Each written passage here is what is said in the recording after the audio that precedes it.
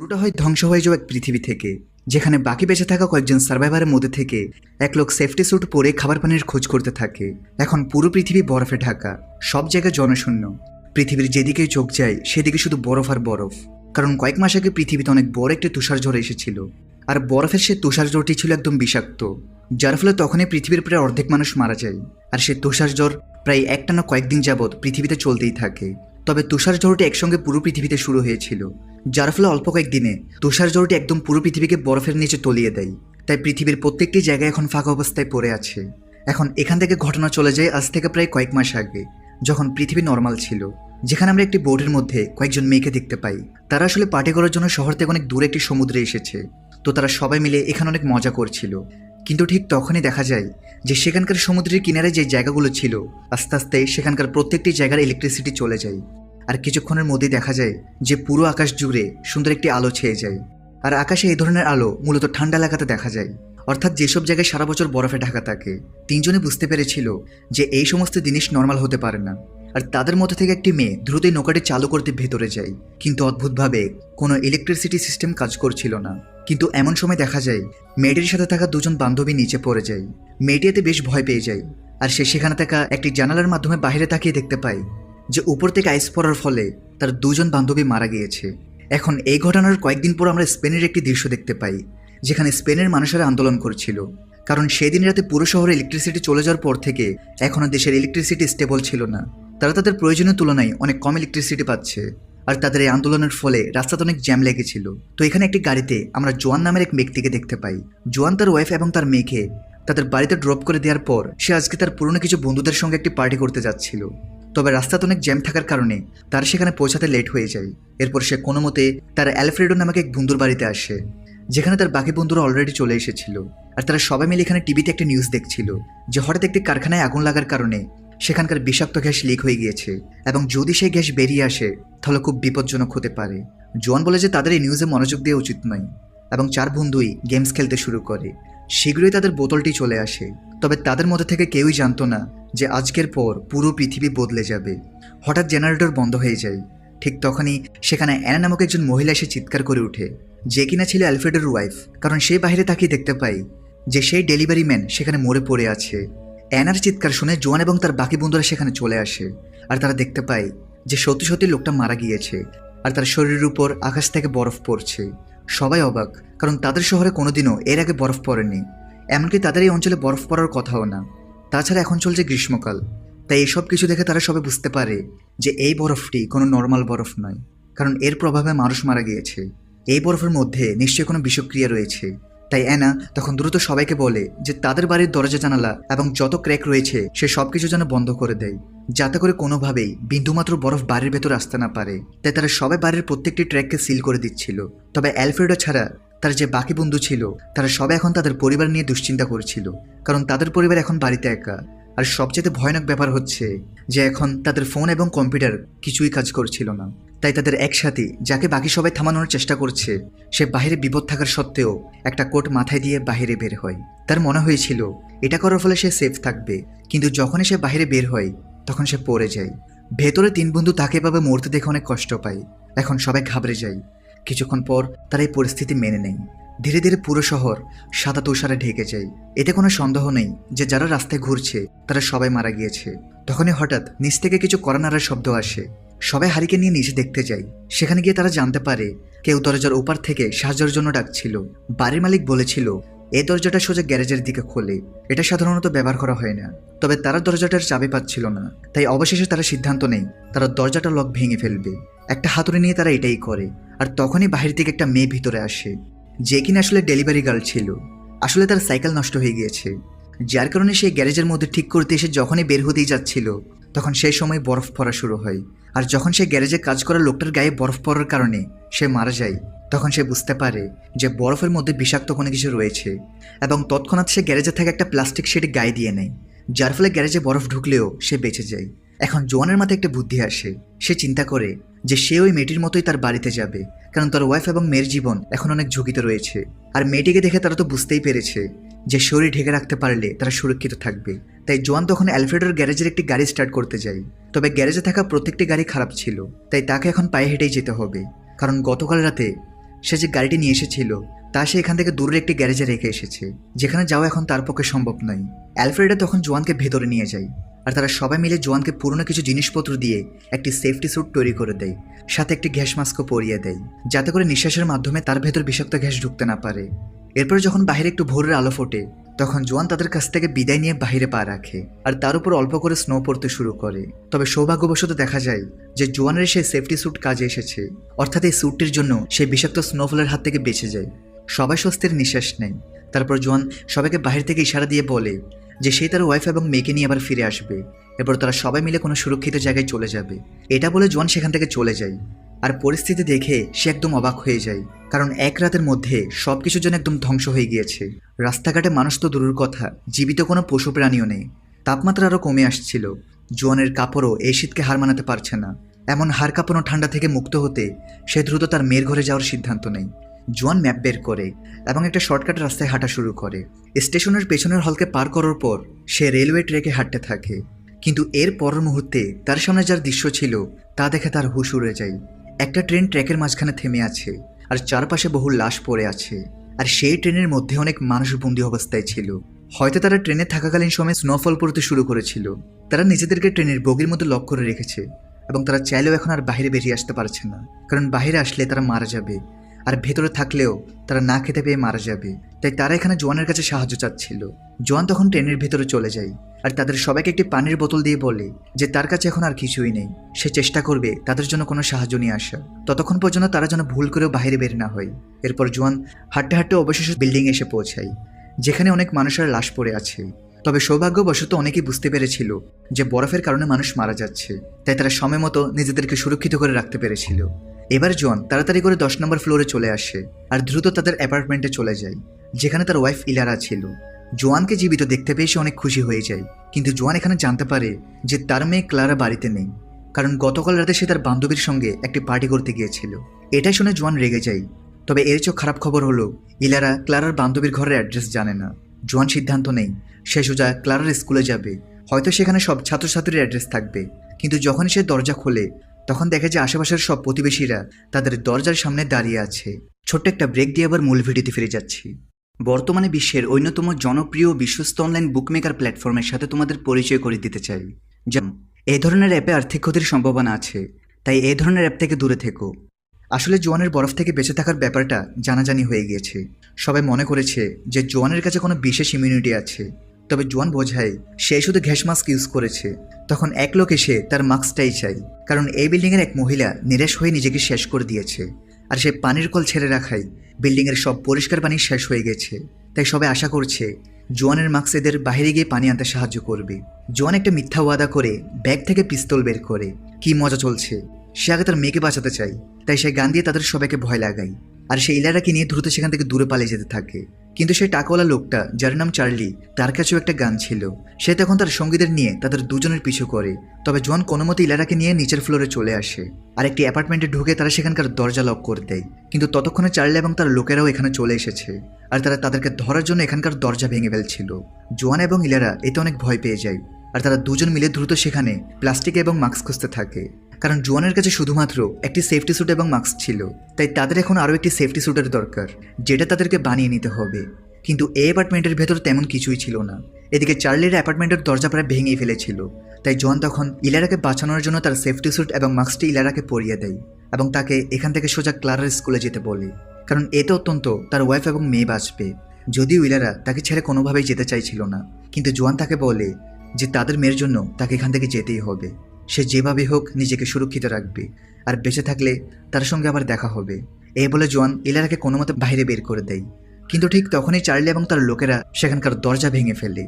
এদিকে জোয়ান তাদের হাত থেকে বাঁচার জন্য সে যখনই সেখানে একটি প্লাস্টিকের ব্যাগ দেখতে পায়, তখন সেটা সে দ্রুত মাস্কের মতো পরে নেয় এবং সেখানকার একটি গ্লাস ভেঙে ফেলে। ফলে সে অ্যাপার্টমেন্টের মধ্যে স্নো আসতে শুরু করে। আর চার্লি এবং তার টিম এটা দেখতে পেয়ে ভয় সেখান থেকে দ্রুত পালিয়ে যায়। কিন্তু কিছুক্ষণের মধ্যে ব্যাগের অক্সিজেন একদম শেষ হয়ে আসে, আর জোয়ান সেখান থেকে বাইরে চলে আসে। কিন্তু ঠিক মতো নিঃশ্বাস নিতে না পেরে জোয়ান সেখানে অজ্ঞান হয়ে যায়। এরপর যখন তার জ্ঞান ফিরে আসে, তখন সে নিজেকে একটি গাড়ির ভেতর দেখতে পায়, যেখানে অ্যালফ্রেড এবং তার বাকি বন্ধুরাও ছিল। এমনকি সেখানে তার ওয়াইফ ইলারাও রয়েছে। আসলে অ্যালফ্রেডো একটি সেফটি স্যুট পরে কাছের একটি পুলিশ স্টেশন গিয়েছিল, আর সেখান থেকে সে অনেকগুলো সেফটি স্যুট এবং মাস্ক আনতে পেরেছে। আর এগুলো নিয়ে তারা সবাই জোয়ান এবং ইলারাকে নিতে আসছিল। আর রাস্তার মাঝখানেই তারা ইলারাকে দেখতে পেয়ে গাড়িতে উঠিয়ে নেয়। এরপর তারা সবাই মিলে আবার অ্যালফ্রেডোর বাড়িতে ফিরতে শুরু করে। তবে কেউ লক্ষ্য করেনি যে আকাশ থেকে আগুনের উল্কাপিণ্ডের মতো কিছু নিচে পড়ছে, অর্থাৎ হয়তো সামনে আরও অনেক বড় বিপদ আসতে চলেছে। যাই হোক, তারা অ্যালফ্রেডোর বাড়িতে আসার পর সবাই প্ল্যান করে যে সামনে তারা কি করবে। লুকাস বলে, চলো এই শহর ছেড়ে চলে যাই, কিন্তু কেউ জানে না বাকি জায়গা সুরক্ষিত আছে কিনা। এছাড়া জোয়ান তার মেয়েকে খোঁজা ছাড়া কোথাও যাবে না, তাই সে অ্যালফ্রেডোর গাড়ি চাই, কিন্তু অ্যালফ্রেডো জানায় তাদের আর অপেক্ষা করা উচিত। তখনই তারা এক লোকে তাদের দিকে আসতে দেখে, যে তাদের গাড়ির টায়ারের ছাপের অনুসরণ করছিল। তারা তার উপর গান পয়েন্ট করে, আর জানা যায় তার নাম বনেটো। সে জানায় এখান থেকে কিছুটা দূর সে সার্ভাইভারদের সাথে থাকছে, কিন্তু সেখানের খাবার পানি প্রায় শেষ হয়ে এসেছে, তাই সে সাহায্যের জন্য এদিক ওদিক ঘুরে বেড়াচ্ছে। অ্যালফ্রেডো জানায় সেই জন্য সার্ভাইভারদের এখানে না আনে, কারণ এমন পরিস্থিতিতে কেউ অন্যের ব্যাপারে ভাবে না। তবে সে বনেটোকে নিজের তরফ থেকে কিছু খাবার পানি দিয়ে দেয়, কিন্তু কেউ খেয়াল করেনি যে তাদের একসাথে পেছনে অ্যালফ্রেডোর গাড়ি চুরি করে নিয়ে গিয়েছে।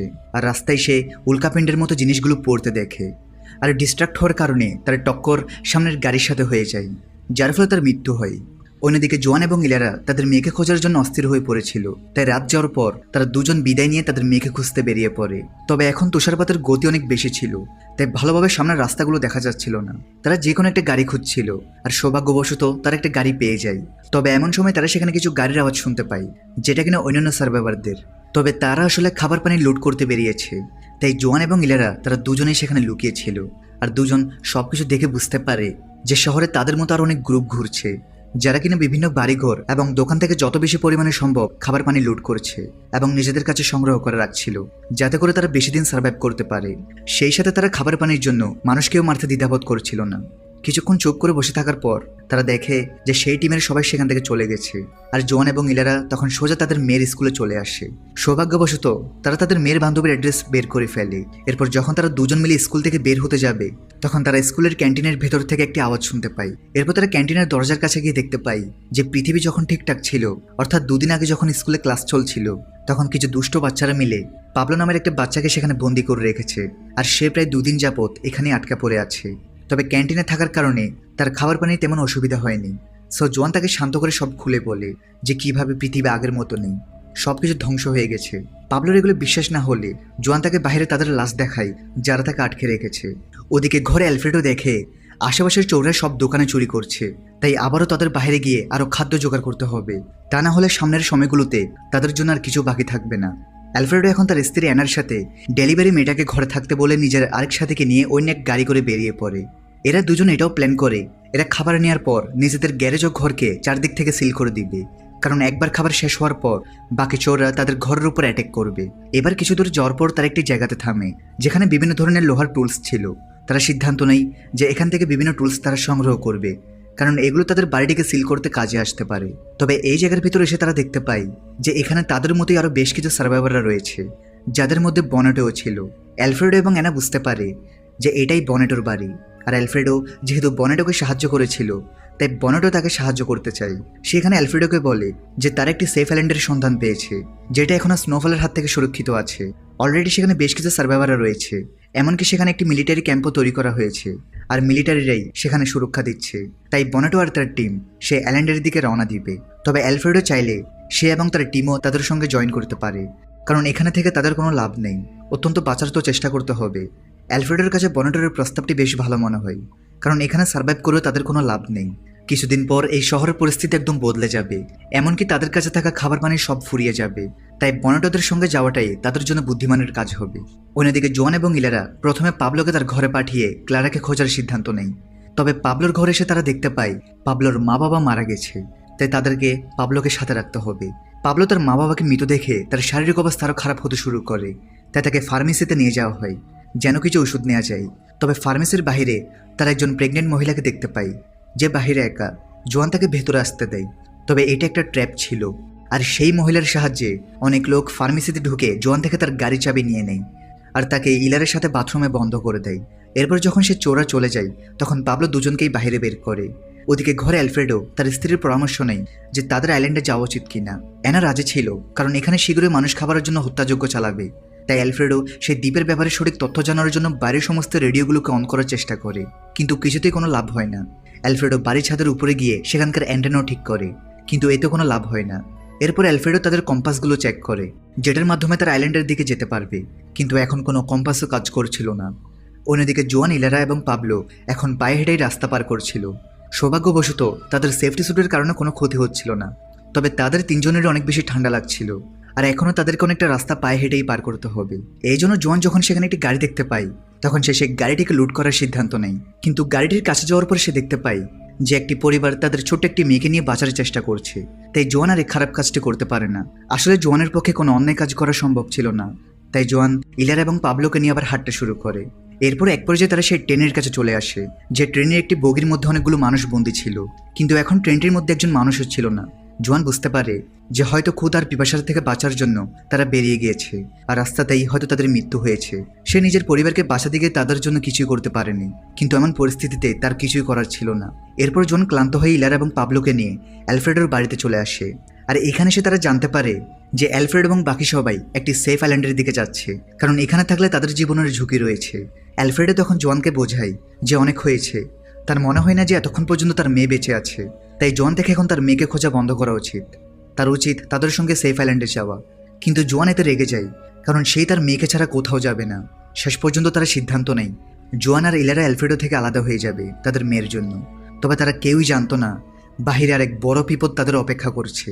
দেখা যায় সেই চোরা যখন তাদের চুরি করা জিনিস নিয়ে খুব খুশি ছিল, তখনই হঠাৎ তাদের গাড়ির উপর কোনো ধরনের শক্তিশালী ক্রেচার আক্রমণ করে বসে, আর দুজনকেই সেখানে মেরে ফেলে।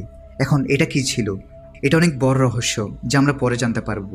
এদিকে এই বিষয়ে ব্যাক খবর, জোয়ান আর ইলারা একটা পুরনো ফোন বই বের করে, কারণ ইন্টারনেট এখন কাজ করছে না, তাই তাদের পুরনো পদ্ধতি ইউজ করতে হবে। ওদিকে অ্যালফ্রেডো যাওয়ার আগে পাশের একটি স্টোর থেকে কিছু খাবার নিতে যায়, তবে ভেতরে তার থেকে খারাপ লাগছিল, কারণ সে তার ছোটবেলার বন্ধু জোয়ানকে ছেড়ে চলে যাচ্ছে, আর সে সিদ্ধান্ত নিয়ে ফেলে সে জোয়ানকে তার মেয়ের খোঁজার কাছে সাহায্য করবে। এরপর তারা সবাই মিলে আইল্যান্ডের উদ্দেশ্যে রওনা দিবে। তারপর জোয়ানের সাথে সবাই মিলে বেরিয়ে পড়ে। তবে রাতে যাওয়ার সময় রাস্তার মাঝখানে তার অনেক গাড়ি পড়ে থাকতে দেখে। আসলে রাস্তাটি ব্লক করা হয়েছে, আর এমনভাবে ব্লক করা হয়েছে যে রাস্তার অপর প্রান্তে কিছুই দেখা যাচ্ছিল না। এমন সময় সেখানে বেশ কয়েকটি মিলিটারি গাড়ি চলে আসে। এরপর কয়েকজন সোলজার তাদেরকে বলে যে এই জায়গা থেকে যতটা সম্ভব দূরে থাকতে। এই বলে তারা সামনের দিকে এগিয়ে যায়। তবে জোয়ান এবং অ্যালফ্রেডো থেকে সন্দেহ হয়।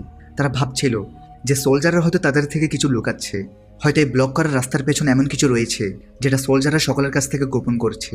তাই জোয়ান এবং অ্যালফ্রেডো লুকিয়ে সোলজারদের পিছু করে, কিন্তু সোলজাররা যখনই জানতে পারে যে কেউ তাদের পিছু করছে, তখন তারা কোনো কিছু বুঝে উঠতে না পেরে এদিক ওদিক গুলি করতে শুরু করে। তাই এরা দুজন তখন দ্রুত তাদের গাড়ি পিছিয়ে নিয়ে আসতে শুরু করে, কিন্তু হঠাৎ করেই তাদের গাড়িটা অনেক জোর উল্টে যায়।